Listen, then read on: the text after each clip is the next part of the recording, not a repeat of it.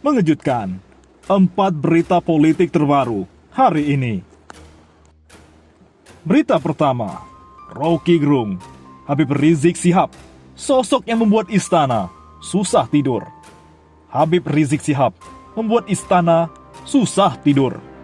HRS merupakan sumbu politik baru di Jakarta dan akan tumbuh secara nasional. Itu nama yang membuat susah tidur, ujar pengamat politik Rocky Gerung. Hal itu karena, menurut Rocky, pihak istana selalu bertanya-tanya apa yang hendak dilakukan pendiri Front Pembela Islam itu. Karena mengiang-ngiang terus di kuping mereka, besok Habib akan mengundang siapa? Besok Habib akan mengucapkan kalimat apa?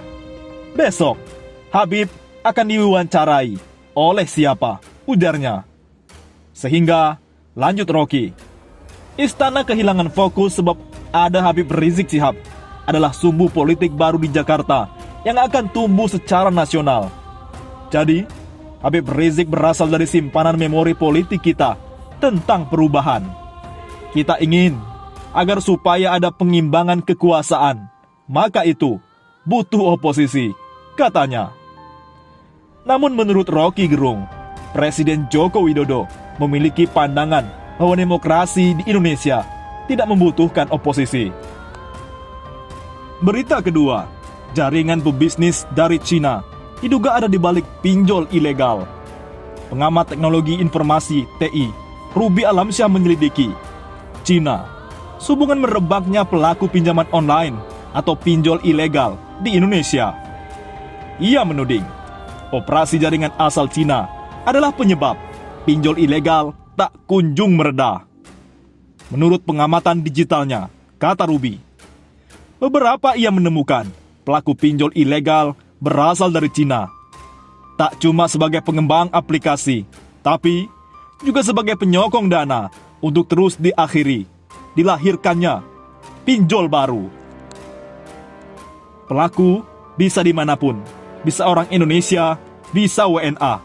Beberapa kasus aplikasi vintage yang kami cek ternyata aplikasi vintage yang dilakukan oleh orang-orang dari Cina atau dari tempat lain yang mengatasnamakan aplikasi lokal, ujar Ruby kepada inilah.com. Menurut Ruby, kebanyakan aplikasi yang tidak beredar resmi itu, servernya tidak ada di Indonesia. Hal ini menjadi salah satu kendala dalam upaya pemberantasan pinjol ilegal. Kebanyakan aplikasi pinjol ilegal asal Cina bisa diidentifikasi dari tools yang dipakai, IP address, lalu sumber server tempat penyimpanan APK, dan jejak digital yang tertinggal di aplikasi-aplikasi tersebut, katanya. Untuk itu, ia menuturkan bahwa pemerintah perlu membuat aturan yang lebih jeli dan sesuai dengan tingkat kriminalitas kejahatan cyber khususnya di vintage. Karena kurangnya aturan yang melindungi masyarakat yang membuat para pelaku kejahatan cyber bisa tetap marak melakukan kejahatannya. Dia memerinci terdapat 2 langkah efektif yang bisa dilakukan pemerintah saat ini. Pertama, memastikan bahwa hanya pinjol resmi yang dapat beroperasi dan digunakan oleh masyarakat. Kedua, penegakan hukum yang tegas dan berefek jera tinggi terhadap seluruh pihak yang masih kerap menjadikan pelaku kejahatan di bidang pinjol. Implikasi terbesarnya adalah terjadi pengurangan nasabah yang produktif secara masif karena tingkat kepercayaan kepada vintage berkurang drastis diakibatkan maraknya kejahatan cyber di bidang vintage, katanya. Sepakat pakar keamanan cyber dari Vaksinkom Alphonse Tanujaya berharap pemerintah lebih memonitor dengan ketat semua layanan pinjol. Hal ini dikarenakan vintage memberikan peluang yang sangat besar bagi perkembangan ekonomi digital. Menurutnya, kepercayaan masyarakat atas platform digital akan menurun dan menurunkan multiplier efek positif yang seharusnya bisa disumbangkan pinjol kepada perekonomian negara jika dikelola dan diawasi dengan baik dan ketat oleh pemerintah. Berita ketiga, Fadlizon bongkar agenda kotor di balik pemindahan ibu kota. Anggota DPR RI Fadlizon, anak buahnya Prabowo Subianto, mendadak membeberkan hal mengejutkan yang kerap dilupakan publik soal rencana pemindahan ibu kota. Hal tersebut diungkapkan politikus Partai Gerindra tersebut melalui video yang tayang di kanal YouTube Fadlizon Official. Fadlizon belak-belakan mengungkapkan ada hal yang lebih penting mendapatkan sorotan ketimbang pertanyaan soal apakah ibu kota negara benar-benar bisa dipindahkan atau tidak. Hal tersebut disadari Fadlizon setelah mempelajari lebih jauh rancangan undang-undang atau RUU pemindahan ibu kota negara RUU IKN. Sesudah saya pelajari lebih jauh wacana ini, pertanyaan yang tepat adalah kemana dan kepada siapa pemerintah akan memberikan aset-aset negara yang ada di Jakarta dan sekitarnya, ungkap Fadlizon. Banyak orang yang lupa bahwa di belakangnya ada agenda untuk mengalihkan aset-aset negara, baik berupa gedung atau lahan, terutama yang ada di Jakarta, kepada pihak lain, sambungnya. Menurut Wakil Ketua Umum Partai Gerindra itu, bahwa agenda ini kotor dan berbahaya lantaran potensi penyelewengannya sangat besar sekali.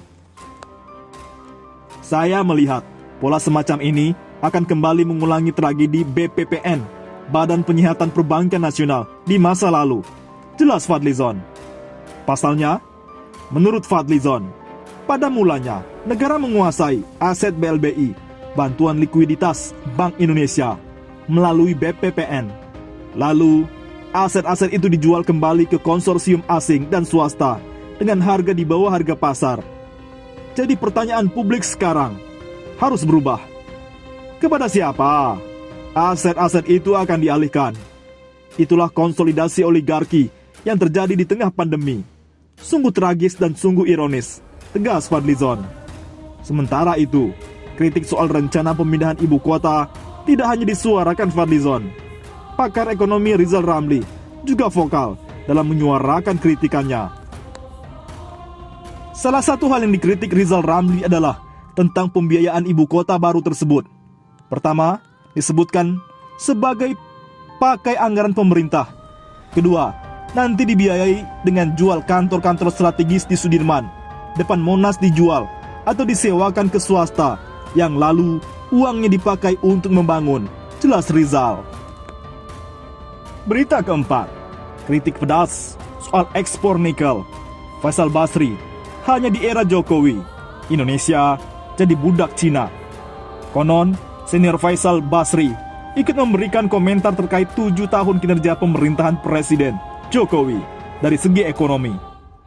Faisal Basri mengatakan bahwa ekonomi di era Presiden Jokowi cenderung terus mengalami penurunan.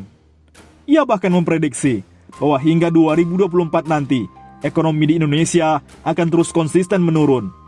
2 tahun ini, jadi ekonomi di Indonesia itu 8 terus turun 7.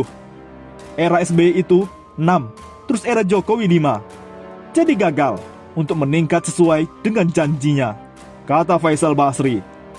Kemudian, 5 tahun kedua itu, saya perkirakan turun terus sampai tahun 2024, imbuhnya. Faisal Basri juga menyoroti terkait smelter nikel di Indonesia. Menurutnya, smelter nikel di Indonesia sudah berada di tahapan yang mengerikan. Hal ini karena banyak pengusaha asing dari Cina yang saat ini sudah banyak menguasai smelter nikel di Indonesia. Padahal, maksimum pengusaha asing untuk mempunyai smelter nikel di Indonesia hanya sebanyak 40%. Aturan mengatakan, pengusaha asing itu menguasai tambak 40%. Mereka 100%. Siapapun menurut saya asing, negara manapun, tidak boleh, jelas Faisal Basri. Dampak dengan banyaknya smelter nikel yang dimiliki oleh para pengusaha asing inilah yang akhirnya membuat rakyat Indonesia tidak bisa mengekspor nikel ke luar negeri. Sekarang ini, harga di luar negeri $80 per ton biji nikel itu. Kira-kira berapa rakyat dapat?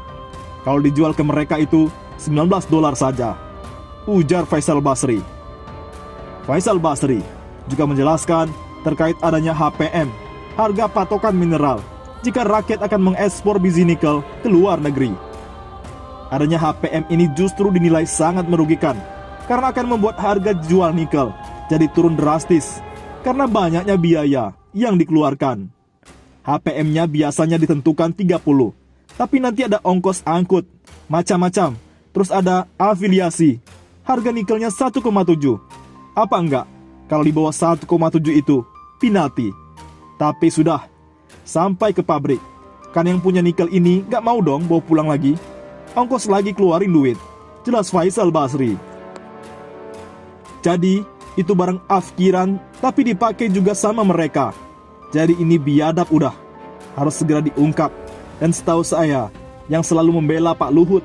Jadi tinggal dibuka, ini deal-dealnya sama siapa dan bagaimana sambungnya. Lebih lanjut, Faisal Basri meminta agar misi terkait smelter nikel ini bisa segera diungkap agar tak terus merugikan Indonesia. Karena jika diteruskan, Faisal Basri menganggap bahwa Indonesia akan terus menjadi budak dan dimanfaatkan untuk mendongkrak industri Cina. Ini keterlaluan sudah. Pak Jokowi pas pidato ngebela-ngebela juga. Wah, ekspor nikel, devisa kita naik. Padahal devisanya naik ke sana semua, kata Faisal Basri. Saya merasa negeri ini jadi budak dan digunakan untuk menopang industri Cina. Jadi jangan bicara tentang kedaulatan negeri kalau nikel ini tidak kita tuntaskan segera, tandasnya.